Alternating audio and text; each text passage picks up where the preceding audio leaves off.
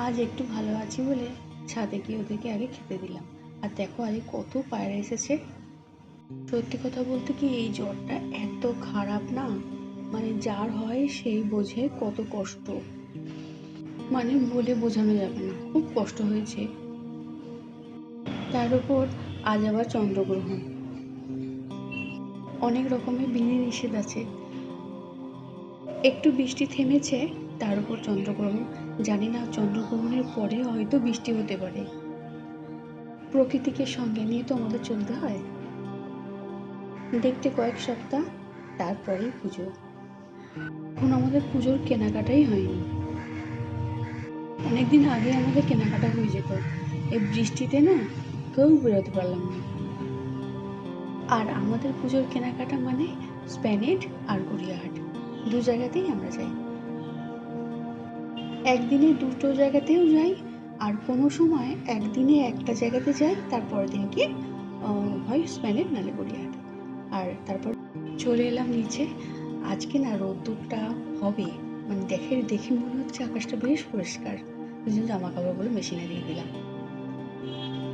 সকালের দিকে কাচাকুচিটা করলে আর জামা কাপড়গুলো শুকনো হয়ে যায়, তারপর গোছানো হয়ে যায় বিকেলের দিকে। তারপর তো রোদ্দুরটা পুরো পাওয়া যায়। এদিকে কাচাকুচি হোক আর ওদিকে আমি রান্নাগুলো করে নেব। কাচাকুচি হতে হতে আমার রান্নাটা হয়ে যাবে, কেননা অনেকটা টাইম নেয়। জ্বর তো, সেজন্য বিভিন্ন রকমের ফল কেটেছে। দেখো কত ফল কেটে দিয়েছে, তার উপর ডিম সেদ্ধ। কারণ এত শরীরটা দুর্বল লাগছে যে কি বলবো।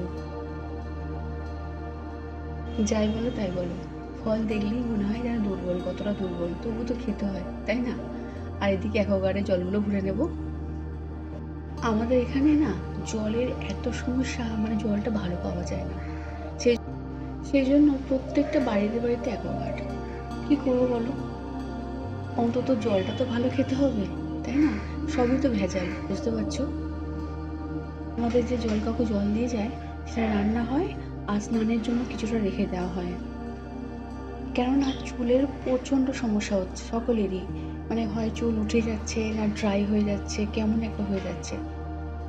কেননা এখানে পুরো এরিয়াটা না আয়রনে ভরা। আর কথা বলতে বলতে দেখো সমস্ত রান্না হয়ে গেছে।